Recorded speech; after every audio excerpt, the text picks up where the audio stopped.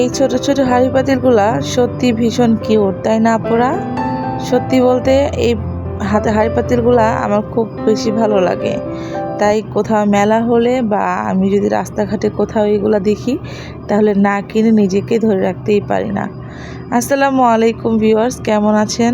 আশা করি অনেক বেশি ভালো আছেন সবাই। ওয়েলকাম জানাচ্ছি আমি তৃষামণি চ্যানেল থেকে। আমি তৃষামণি। আশা করি আপনারা সবাই অনেক বেশি ভালো আছেন, আর ভালো থাকবেনই না বা কেন। আপনাদের জন্য সবসময় আমার শুভকামনা যে থেকেই যায়।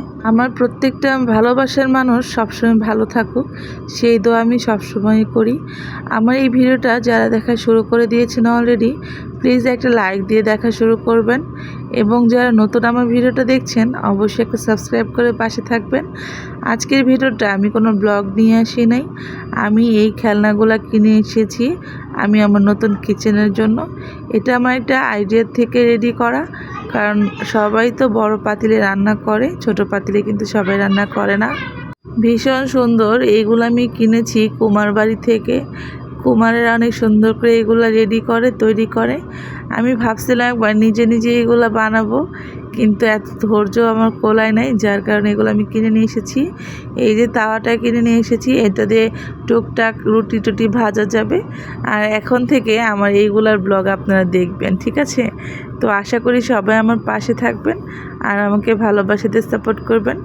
আমি কিভাবে রান্না করি এই মিনি কিচেনে সেটা দেখে আমার সাথেই থাকবেন আপনারা। আর হচ্ছে এই আমার এই আপনার রান্না করার হাঁড়ি পাতিলগুলো কেমন হলো অবশ্যই কমেন্টের মাধ্যমে জানাবেন, এবং কোনটা আপনাদের কাছ থেকে সবথেকে বেশি ভালো লেগেছে সেটা অবশ্যই জানাবেন। এই যে দেখছেন পিজা বেলুন, অনেক স্মুথ, কিন্তু এটার দাম নিয়েছে মাত্র 40 টাকা, জানেন?